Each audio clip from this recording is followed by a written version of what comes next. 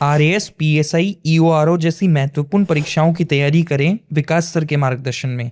आज ही डाउनलोड करें ceramic academy app. नमस्कार, एजुकेशन नगरी में आपका स्वागत है। मैं हूं आपके साथ दीपशिखा। राजस्थान में चतुर्थ श्रेणी कर्मचारी यानी चपरासी सीधी भर्ती 2024 की चयन प्रक्रिया को लेकर अब एक नया विवाद सामने आया है।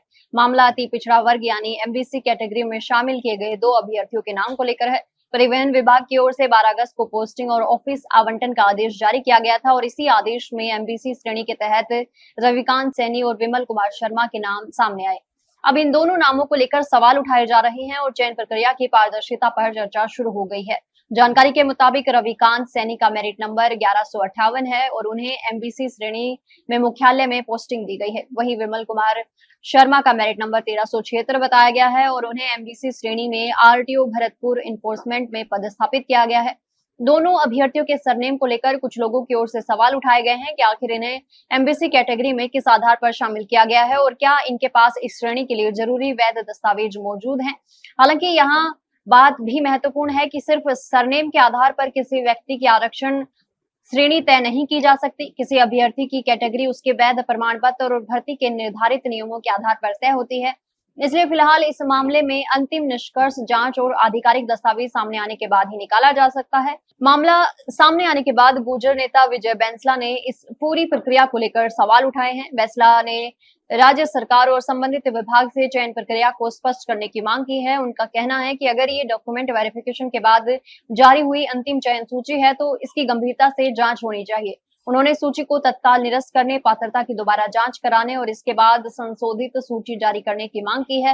विजय बैंसला का कहना है कि अगर आरक्षण व्यवस्था में किसी भी स्तर पर अनियमितता हुई है तो इसका असर उन अभ्यर्थियों पर पड़ सकता है जो वास्तव में संबंधित श्रेणी के लिए पात्र हैं। इसलिए पूरे मामले की निष्पक्ष जांच जरूरी है ताकि किसी भी योग्य अभ्यर्थी के अधिकार प्रभावित न हो। अब इस मामले पर राजस्थान कर्मचारी चयन बोर्ड के चेयरमैन आलोक राज का बयान भी सामने आया है।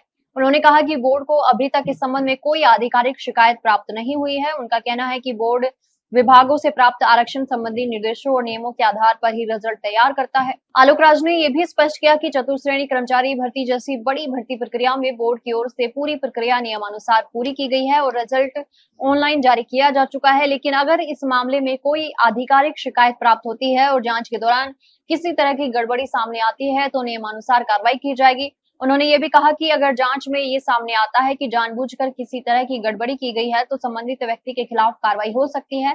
वहीं अगर मामला किसी तरह की अनजाने में हुई गलती का निकलता है तो नियमानुसार उसमें सुधार किया जाएगा। अब इस पूरे विवाद के बाद सबसे बड़ा सवाल यही है कि रविकांत सैनी और विमल कुमार शर्मा को एमबीसी कैटेगरी में शामिल करने का आधार क्या था। क्या इनके पास एमबीसी श्रेणी के वैध प्रमाण पत्र हैं?